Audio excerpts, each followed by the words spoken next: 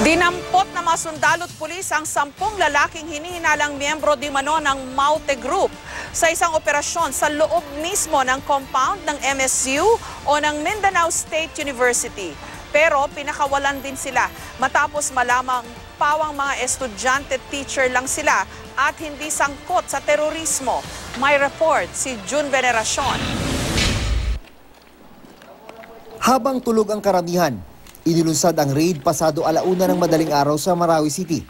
Dala ang mga search warrant, target ng joint operation ng AFP at PNP, ang isang apartment building sa loob ng compound ng kilalang Mindanao State University.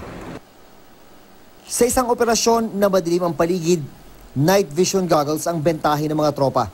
Pero doble ingat pa rin.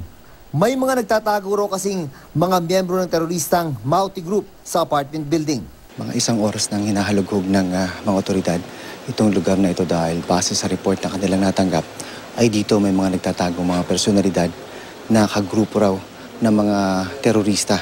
Dito sa lugar na ito may mga itinatago rin daw mga baril, bomba, pati droga. Nang pinapasok na ang media, may mga lalaking nakahilera sa may pader, nakatali sa likod ang mga kamay. Ang suspecha ng mga otoridad, miyembro sila ng Maute Group. I-positive identification natin. Dadalhin natin sila, i-verify natin. Kung hindi naman natin makita yung identification doon sa listahan natin, pwede naman natin i-release. Pero itinanggi ng mga lalaking pinagdadampot na sila ay mga miyembro o kahit supporter man lang ng Maute Group. Wala ka involvement sa... Wala po. Ang problema ko yung asawa ko bagong panganak. Doon sa taas? Sa baba.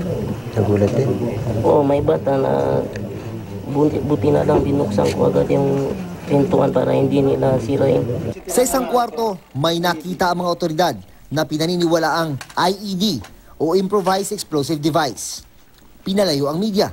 Sa isa pang kwarto, meron na namang nakitang kahina-hinala. Umupo sa tabi ang isang sniffer dog. Positibong IED ang nakita, pero pumalag ang ilang mga nakatira.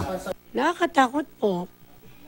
Kasi hindi namin alam anong gagawin sa amin, nakadapa lang kami. Hindi kami pwede magsalita, hindi pa kami pwede gumalaw.